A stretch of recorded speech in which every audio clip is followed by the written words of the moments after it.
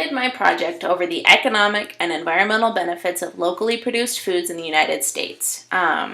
So the reason I chose the United States is obviously because I have more of an understanding of the food system in the United States being from here. So when you look at the agricultural system in the United States, you have to think about how styles of agriculture vary so much across the world. So that is looking at what is produced, the method of production, and the consumers of the product. So in this evaluation, you have to kind of analyze what, if you're looking at a developed country or an underdeveloped country. So the United States, being a developed country, has more of an industrial style method of farming that's really productive. So there are machines and technologies available in the United States that aren't available in an underdeveloped country like India or other like African countries. So that means that we have a much higher yield, we have more diversity in what we can grow because we have technologies that allow us to adapt basically to have higher yields. So because of that, we need a relatively small amount of space and a small amount of workers to create the yields that would require a lot more manpower and a lot more energy in other countries. So that's pretty specific to our country.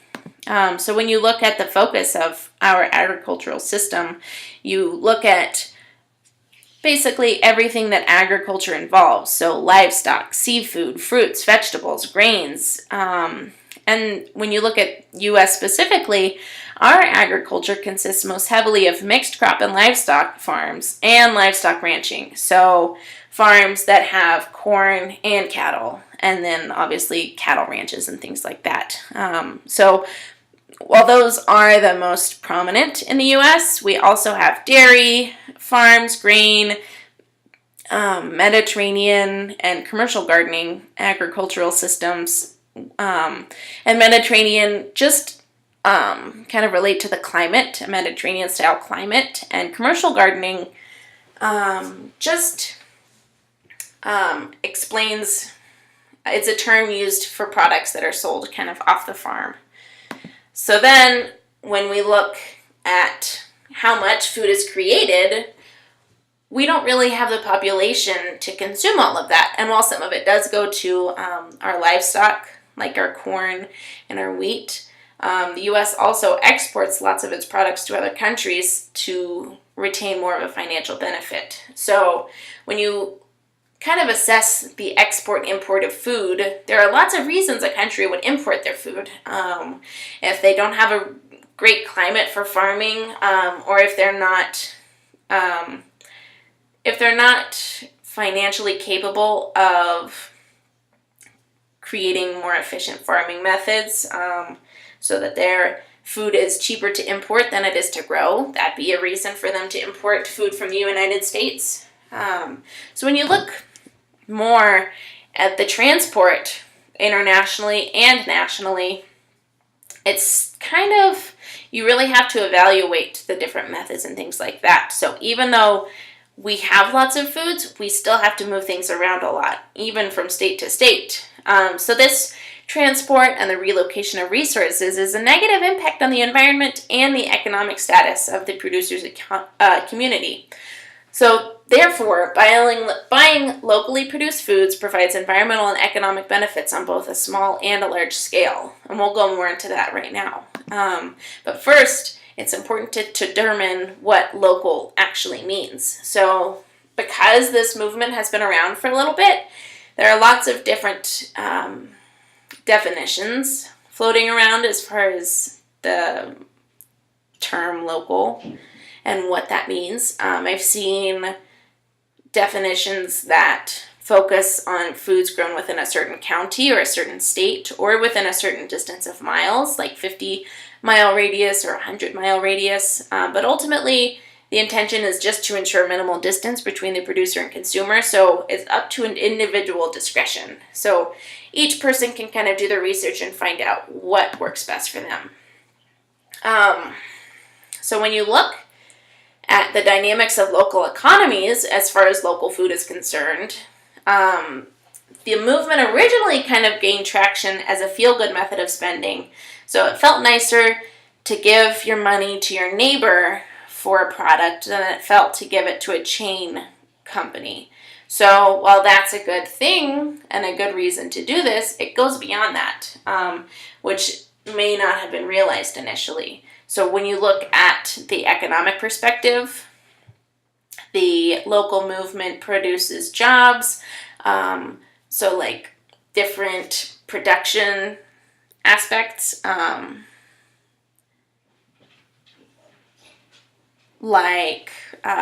different jobs as far as the farming goes, production of the crops, planting, harvesting, things like that. But also, something that I wasn't aware of was that local producers are significantly more likely to continue the investment into the community compared to a large company. So they will turn around and put their money back into their neighbor's business, like buying parts from a local automotive industry or things like that, instead of going to another chain company.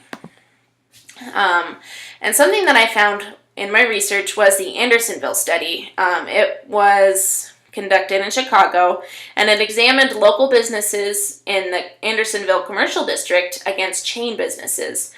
So they looked at the spending of $100 at local businesses and chains, and at local businesses, $68 remained in the Chicago economy, whereas at a chain, only $43 remained in the Chicago economy. So that is obviously a $25 difference in just $100 originally, which is really significant. It really goes to show how the money stays in circulation. And to continue that thought, that study, they also made this chart which evaluated the local recirculation of revenue.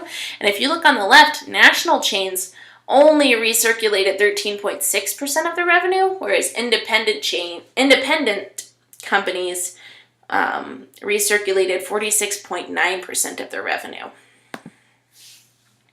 So when we look at the environmental impact of non-local foods, we have to really look at the transportation. So primarily this means trains, trucks, planes, and boats. Planes being the least efficient and trains being one of the most efficient. So the costs of those different methods are pretty significant. So not only do they require various inputs of fossil fuels, they have a big impact on our climate as far as their emissions go. Airplanes incur the most significant damage, and according to the NRDC,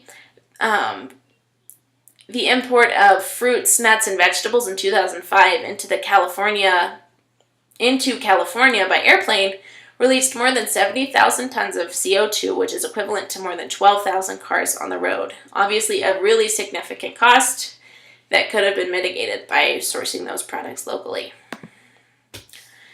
So when you hear the cons and the benefits of